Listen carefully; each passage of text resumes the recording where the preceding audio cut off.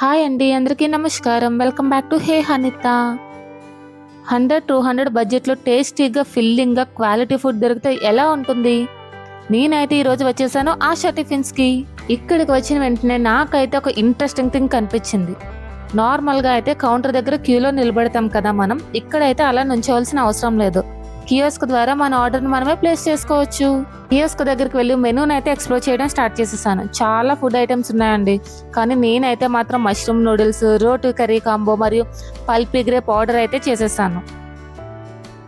హోహో, order confirm చేసి bill తీసుకుని counter దగ్గరికి వెళ్ళి ఆర్డర్ ప్లేస్ అయితే చేసేసాను. మిగతా రెస్టారెంట్లో లాగా ఫుడ్ అయితే వాళ్ళు సర్వ్ చేయరు, మనమే ఇక్కడ సెల్ఫ్ సర్వీస్ తెచ్చుకోవాలి.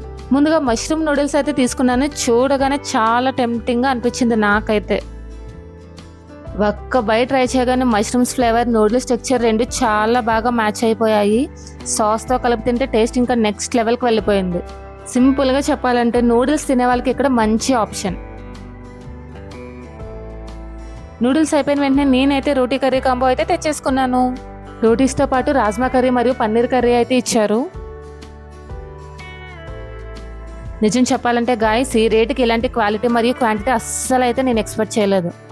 రాజ్మా ఇంకా పన్నీర్ కర్రీ అయితే చాలా అంటే చాలా టేస్టీగా, సూపర్గా ఉన్నాయి. ఈ రెండింటినీ కలిపి రోటీతో తింటే అబ్బా ఎంత బాగుందో, అసలు చెప్పలేము అసలు. నేనైతే ఫస్ట్ చూడలేదు లెమన్ ఇంకా ఆనియన్స్ ఇచ్చారని. అవి రోటీ కింద ఉండడంతో నేనైతే అస్సలు చూడలేదు. ఇంకా తర్వాత చూసేసరికి వెంటనే ఫటాఫటా 2 వేసుకొని తినేసాను. తర్వాత అయితే వెంటనే కౌంటర్ దగ్గరికి వెళ్ళిపోయి పల్పీ గ్రేప్ అయితే తీసేసుకున్నాను. ఇది నేను ఫస్ట్ టైం ట్రై చేస్తున్నాను. ఈ గ్రేప్ జ్యూస్ అయితే తాగుతుంటే మధ్య మధ్యలో పల్ప్ వస్తూ ఉంటుంది. చాలా రిఫ్రెషింగ్గా అనిపించింది. నిజంగా చాలా బాగుంది గాయస్. కూల్గా, టేస్టీగా అయితే ఉంది. మీల్ తర్వాత పర్ఫెక్ట్ రిఫ్రెష్మెంట్ అని చెప్పొచ్చు. తర్వాత ఆశా టిఫిన్స్లో ఫ్రూట్ కస్టర్డ్ చాలా ఫేమస్ అని విన్నాను. ఇంతవరకు వచ్చి మనం ఫ్రూట్ కస్టర్డ్ తినకుండా వెళ్ళిపోతే ఏం బాగుంటుంది చెప్పండి. ఇంకా వెంటనే వెళ్ళిపోయాను ఫ్రూట్ కస్టర్డ్ దగ్గరికి.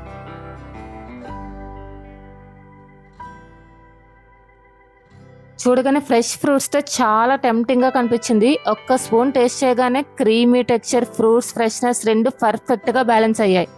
చాలా కూల్గా మరియు రీఫ్రెషింగ్గా ఉంది ఈ ఫ్రూట్ కస్టర్డ్ అయితే. హెవీ మీల్ తర్వాత ఇలాంటి కూల్ చల్లని ఫ్రూట్ కస్టర్డ్ తింటే చాలా మంచిగా అనిపించింది. చాలా మంది అసలు ఫ్రూట్ కస్టర్డ్ ఫేమస్ అని ఎందుకంటారంటే నాకు ఇక్కడ తిన్నాక అర్థమైంది.